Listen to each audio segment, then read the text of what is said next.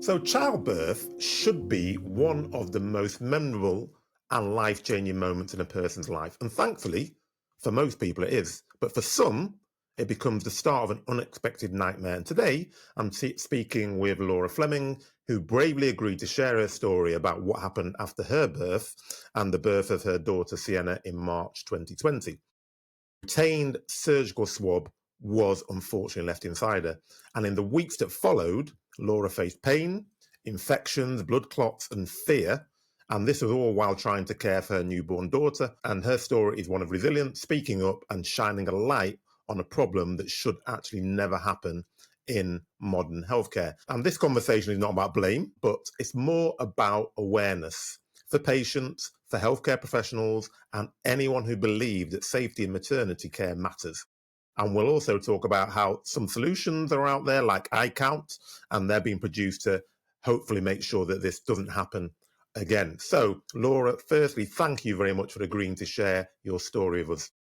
Thank you, Hakeem. Pleasure. Can you take us back to the day Sienna was born? What actually stands out most in your memory? Yeah, sure, no problem. So on roughly the 27th of February, 2020, I was taken into hospital on the induction ward for slow growth. Sienna just moved slightly below the line. So as a precaution, it was advised that I went into hospital. And several days passed. The 2nd of March 2020, at 9:05 at night, I gave birth to a lovely bundle of joy, Sienna. And, I can't even describe the emotion, the happiness that she brought into our life at the time, and still continues to do so. Then roughly about 9:30, I advised that the midwife would need to prepare suturing for a 2nd degree tear. Now, to be honest, I was in labour a number of hours on several medications. Very tired, hadn't slept for 3 or 4 days. So as you can imagine, my well-being wasn't 100%.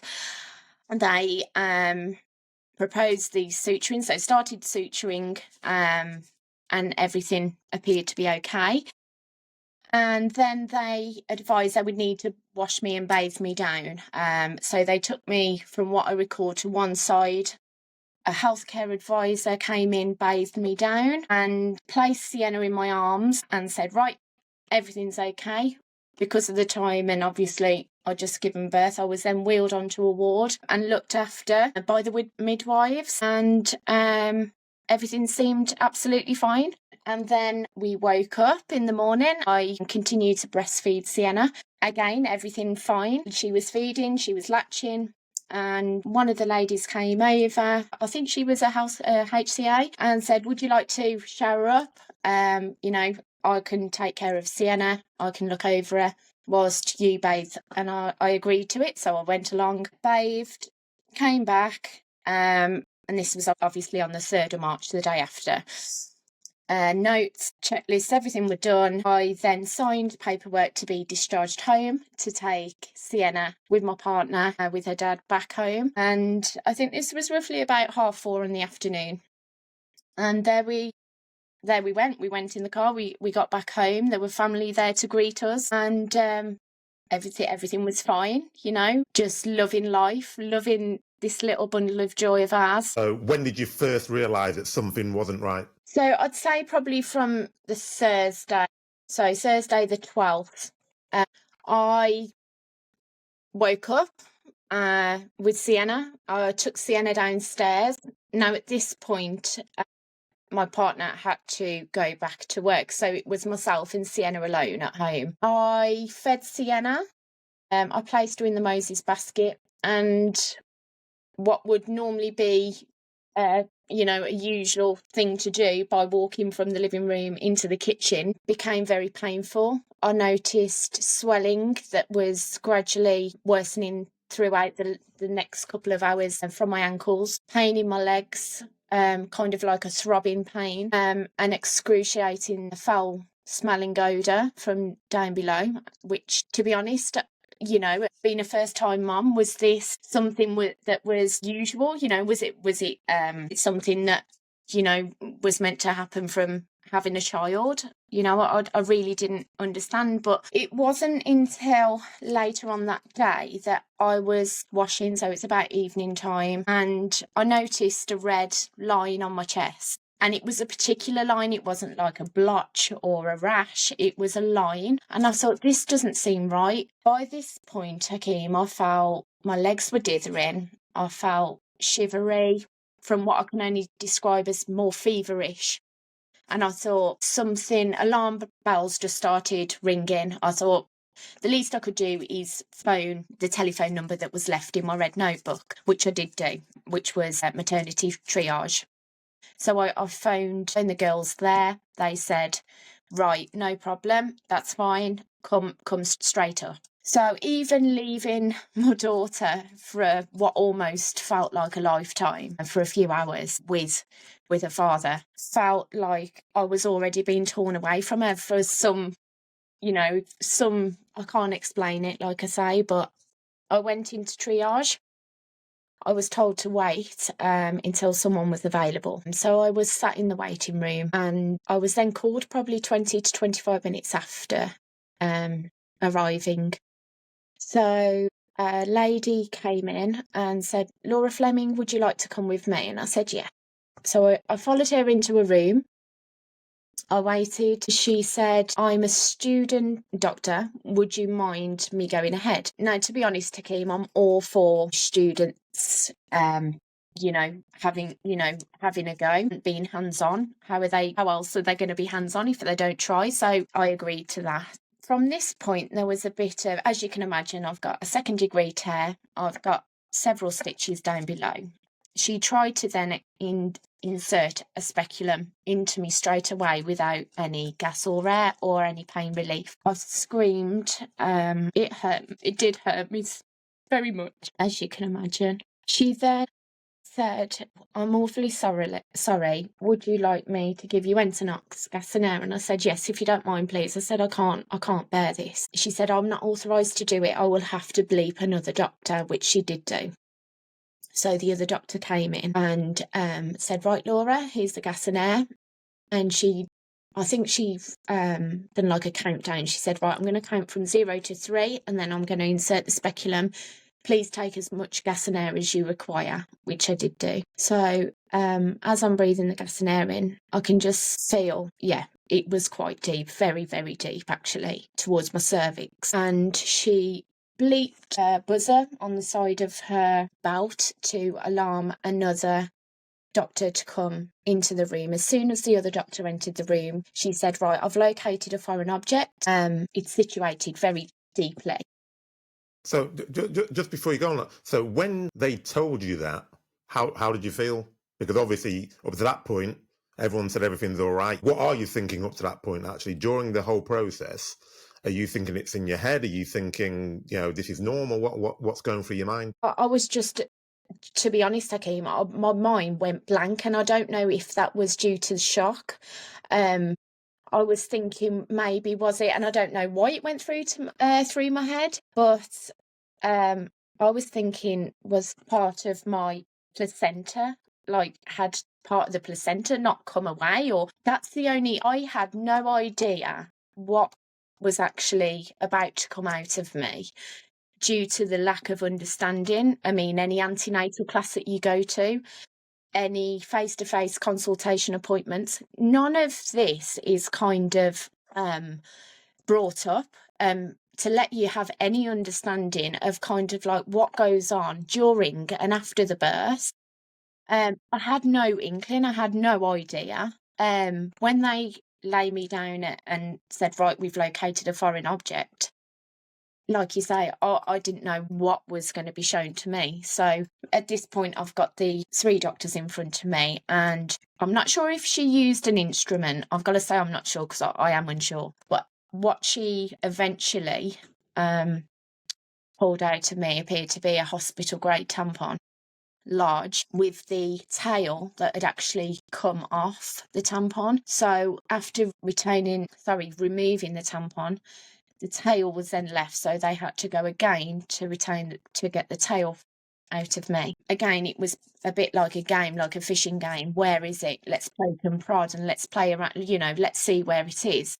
I mean, there was at that point, when they removed it and I sat up straight away and looked at it, I just melted. I just was so sad.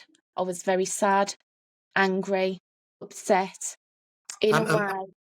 And up to that point, you said that you felt that actually people weren't taking as much care as you would have assumed now that you're looking back. But you did say that one particular doctor stood out and treated you, I think you described it, treated you like a human.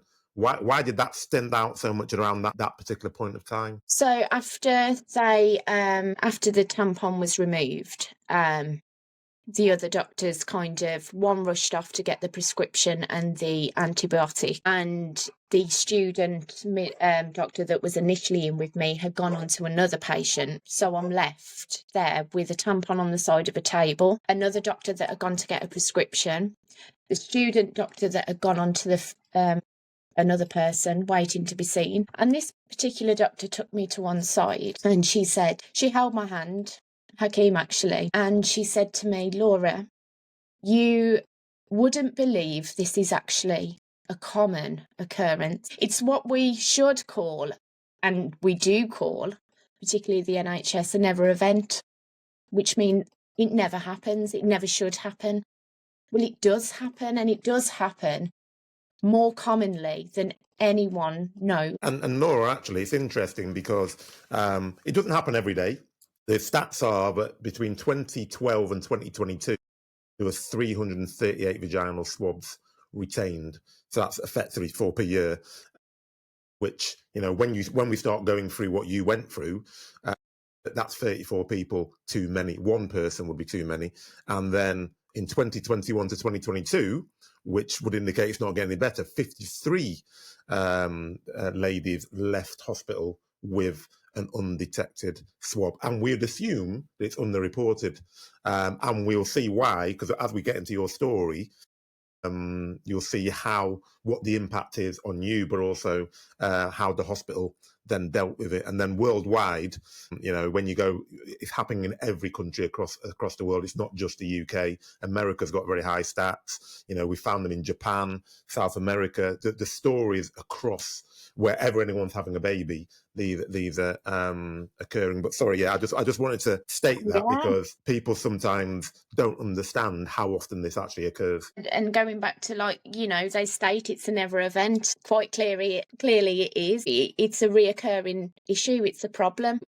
Ladies are going to continuously, this isn't a problem that is going to resolve just by not doing anything. They have got to put some kind of procedure in place where, humans do make errors. We do make errors. But going back to when I was looking at my RCA report, the post-delivery swab needle and instrument check, the pack documented was complete. The WHO checklist done, completed by a HCA and delivery midwife. Again, underneath, post-suturing swab needle done by delivery wife and checked by a second midwife. So how can that mistake happen twice with one person? We've checked it. We've also double-checked it with a second midwife and documented the WHO checklist. Also underneath, documented documentation completed, tampon not used, blood loss 300 mils. Yeah, and again, that is one of the reasons I think that you could argue that it's underreported, because they've agreed that they've checked everything when clearly they haven't. Whenever a vaginal swab, and we have these never events and retained swabs, in 80% of those cases, over 80% of those cases actually, there is actually a checklist which says that these swabs have been checked off correctly. It's obvious that people are feeling under pressure, that they feel they're going to be blamed, and therefore they're almost it's preventing people from being open and honest about what's happened. And a lot of it, as you said, is time, it's pressure, that they're busy doing things and they've made a mistake. But if you've made a mistake, you need to have a way of, as you just said, checking that you've made a mistake and then actually identifying you made a mistake. Because had that mistake been identified at the birth, they'd have said, all right, you can't go home. We're missing a tampon here.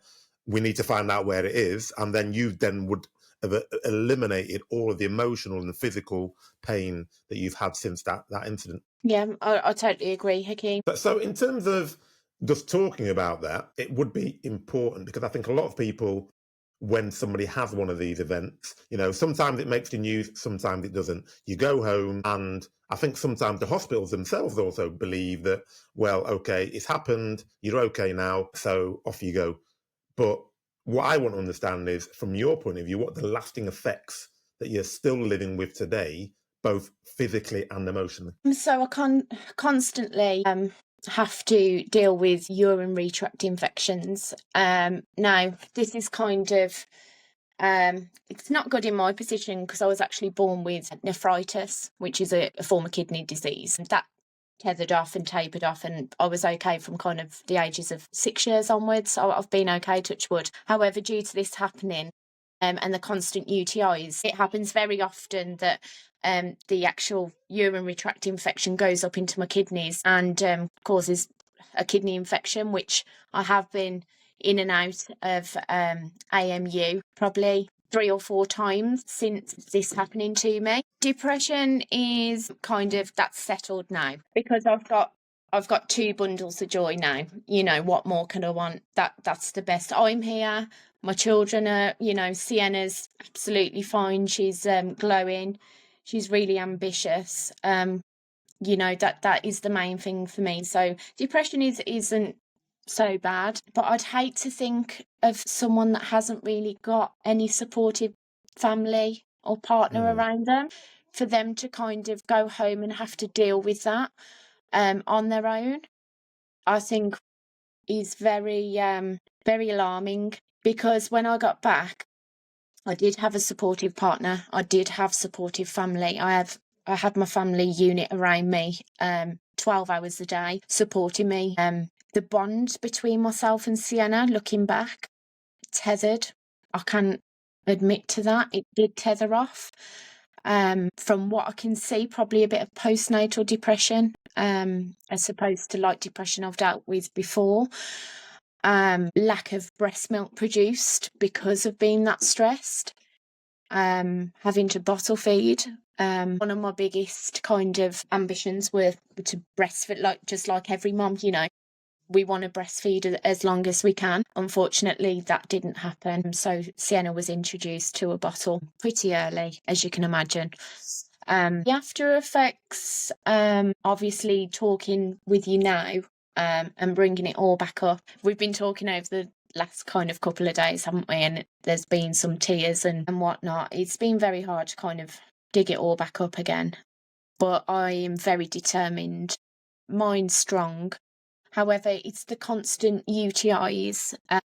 My bladder is working 35%, I think. So my urine is retained and my bladder, sometimes, my bladder is extremely weak. I can sneeze, I can cough. I understand that is a thing that can also be related to having a baby. However, I'm sure it's got some kind of, what's the right word? Contribution. My bladder not working fully or correctly.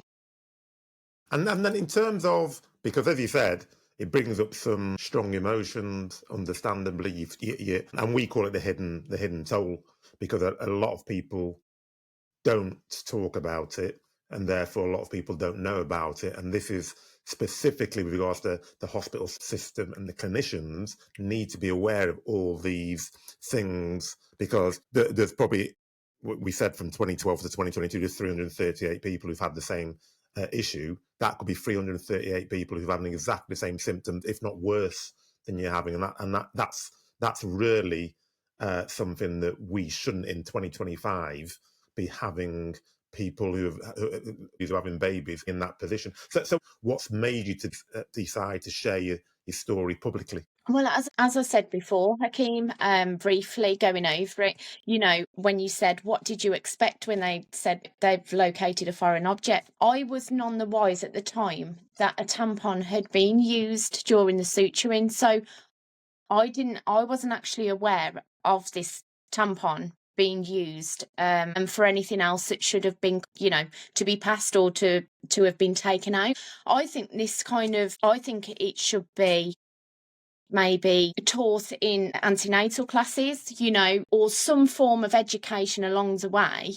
I want to spread awareness, definitely to get the word out there, and for hopefully the NHS, hospitals, similar bodies to look at ways that we can actually prevent this from happening going forward. Like you say, we're in 2025 now. Technology is outstanding. Why is this still a problem in 2025? Why is it that they don't really want anyone to know about these things happening when they actually do, and it's the truth? This is to spread awareness for other ladies, to be mindful, to be aware that these things are happening, and to always ask the question, or if there's anything out there like a counting device, could be quite practical in delivery rooms where, you could say, look, there's 5 swabs there, there's 2 used, there's 3 on there, right, so we've got 2 and 3, that's 5, and it's not, like I say, humans do make error, but it shouldn't be in this case, and definitely with not only one midwife checking, but 2 people are checking over the same thing, but yet continuing to make the same mistakes. So in terms of, from what you've said, and we could do a whole other episode on the way that you were treated after you found it and the complaint that you put in and the out of court settlement that occurred. So if you can just tell me a bit about your struggle to get it acknowledged. We don't need to go into the how much you got paid or anything like that, but just your struggle to get acknowledged. Yeah. Because I think that's quite important.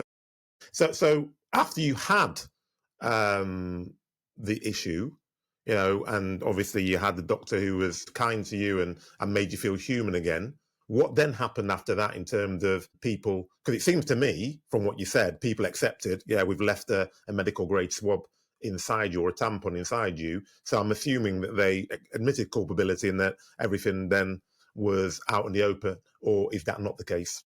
It's not the case, Hakeem. It would have been a lot easier to deal with, along with my emotions at the time, if they would have accepted responsibility, liability that, this had actually happened and it was their fault. Obviously, you can appreciate I was actually in turmoil at the time. It took me a few months to kind of get myself together, actually realise what had happened. I made contact with the hospital a week later after further problems, shall we say, with infections. So again, I went into the hospital, came back out, and I thought, right, we need to get the ball rolling here. We need to understand what has really gone wrong. And so I picked up the phone. As you're aware, 2020, I think it was 2 weeks after I gave birth, we then rolled into a lockdown with COVID. So contact face-to-face was not doable, and the only resort would be to contact them by phone, which I did do. Unfortunately, the person that I needed to contact wasn't available, and then replied to me, not by phone call, but via email, to acknowledge that she'd received a missed call from me, and could she be of any help, of which I asked her if she could call me, which she did do. I think it was 2 days later. And I tried to get some kind of confinement, would I say, in the hospital, to say, look, what's gone on? I can't understand how this has happened. How did a tampon manage to be inside me without me even knowing? She obviously made me aware that this would be something that would have to be really investigated thoroughly, and that she couldn't give me any answers at this time, but assured me that they would be back to me as soon as possible, with no contact other than my consultant that actually came forward and I'll thank her for that, because she gave me, for what seemed a bit of time from that hospital, well, a lot more than what the others did, and actually explained to me the investigation was ongoing, and that the RCA report would be done in a number of weeks, and that there would be nothing else that they could do in the meantime, which I could kind of, I could understand. With it being an investigation with delivery team, midwives, and so on. So I did have an initial contact with my solicitor around about the 15th of October 2020, who then obviously went through the details with myself. There was a lot of backwards and forwards with paperwork and etc. that I needed to send. They then sent a letter of claim off to the hospital on the 8th of July 2021, outlining the case. So that's how long it had taken from, say, the October to July the next year to collaborate all the information and whatever I could receive from my medical records from the hospital. And the letter of response from the hospital where it happened came back on the 3rd, so not too long after, 3rd of July 2021. Now, I must say, Hakeem, like I say, this was something that was never admitted prior to this. They said that a tampon wasn't used. I think this is because they were looking at my medical notes. Okay, yeah. My RCA report where it's got tampon not used, so they couldn't understand where this tampon had come from. The letter of response on the 23rd of July 2021, so almost 12 months later, the resolution was they admitted both allegations of breach of duty. One course of allegation was retained the tampon, which caused a discomfort and distressing removal, and obviously the other breach of duty was down to the paperwork not being documented correctly. So that's over a year. So yeah, from you having Sienna to actually getting any kind of resolution from the hospital accepting there's been an issue, even though you knew there had been. That's right. Yeah, 16 months later. Yeah, and so that's when you're adding all of the stress to what you've talked about, the postnatal depression, the lack of tethering, although obviously that's, you're moving into 16 months by then, but then you've still got bladder issues, etc. So all of those things, plus the stress of trying to prove something that was very evidently accepted at the time, but is now being kicked into the long grass. How did you deal with that? I didn't, to be honest. I had to for the sake of my child. I think if this was anything else other than giving birth, I don't think I would have dealt with it very well. I didn't at the time, but I did as well as I could for the sake of my child. Your feelings, your emotions are passed on. Any midwife will tell you that. They tell you if you're suffering from postnatal depression or any mental health issues to contact them straight away to get the best help and advice. This wasn't, even if I was dealing with, really severe postnatal depression at the time, this isn't something that I could have dealt with because, in COVID, you couldn't have a face-to-face appointment with anyone. You couldn't speak to face-to-face. It was a telephone conversation, which doesn't help in any way, shape or form. I had an email from the hospital March the 30th. So the tampon was taken away on the Friday the 13th, so 11 days after giving birth. Then March the 30th, when I've emailed the hospital with moral and verse of how I was feeling, how this was kind of affecting me on a daily basis, how it impacted me with breastfeeding, that I didn't want to shower, that I didn't want to bath anymore, that I didn't want anything, I just went downhill.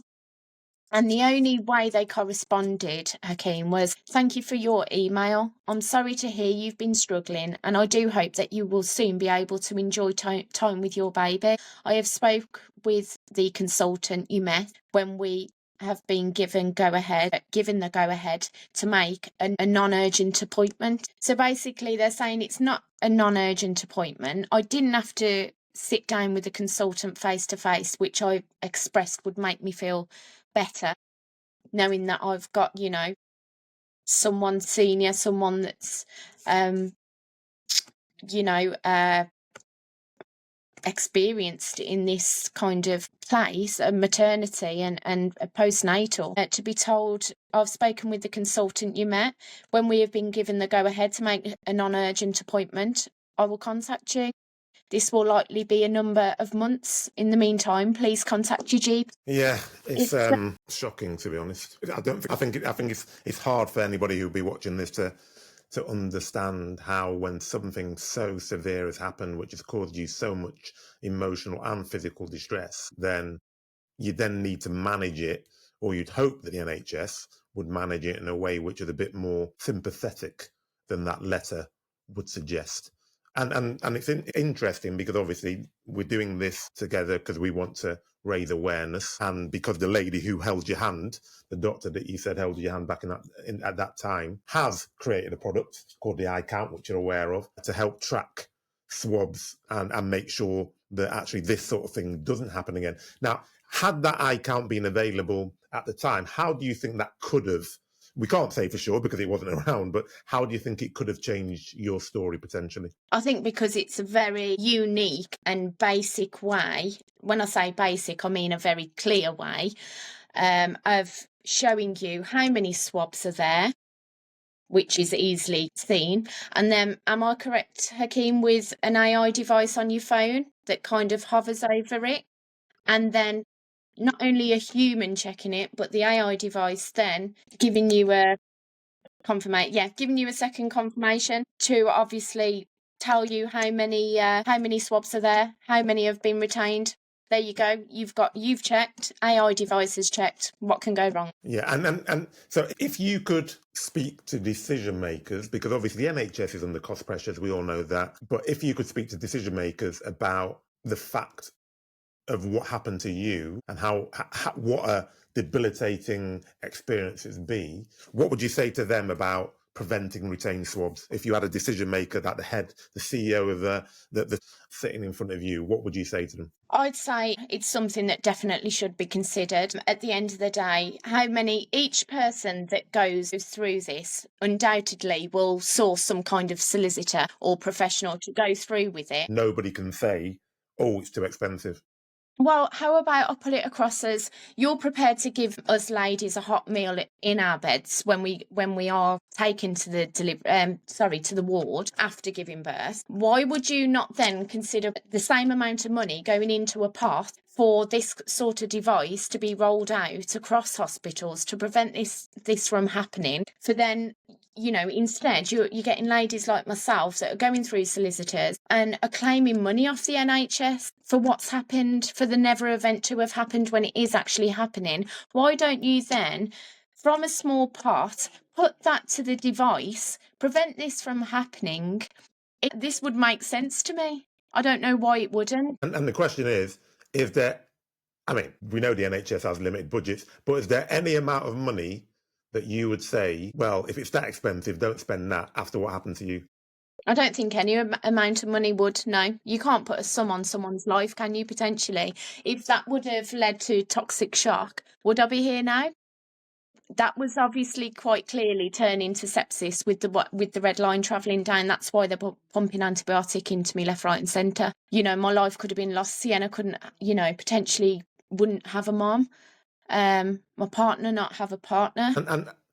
And sadly, in those figures that I gave you earlier, in terms of the amount of never events that have happened, 3 people have actually lost their lives. So it's not that we're being hyperbolic or trying to scare people, but actually the never events do happen, and they do sometimes lead to deaths, you know, which is obviously much, much worse than all the emotional turmoil you've been through. But that's not to minimise what you've been through. But as you said, that's leaving somebody without a mother, somebody without a partner. So it really is important, and you mentioned it earlier about raising awareness, for people to be aware of how significant a problem this is and can be. And continues to be. You know, I think this will be a continuous problem unless someone steps up and says, you know, right, we're going to implement this device to prevent it from happening. I'm going to continue to talk about this to raise awareness for potential casualties going forward if something isn't done. And I'll also speak up for the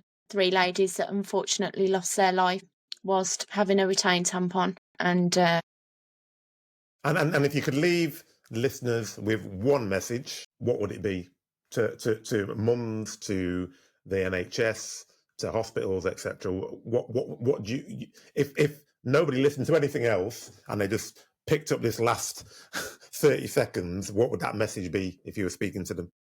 Awareness, definitely awareness. These never events can happen and have happened and do continue to still happen. Be mindful, be very careful, always ask questions along the way so you understand the process of what's actually happening. You shouldn't have to do it, but in cases like this, I wish I would have known. So then I don't think this would have happened, but it does still continue to happen. Be aware, be mindful. Human error, it does happen. It shouldn't happen, especially when you're bringing your most precious thing into the world, your baby. But yeah, it does happen and it's very sad.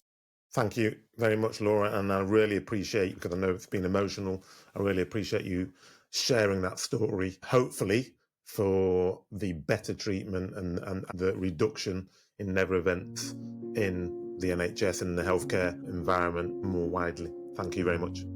Thank you, Hakeem. Cheers.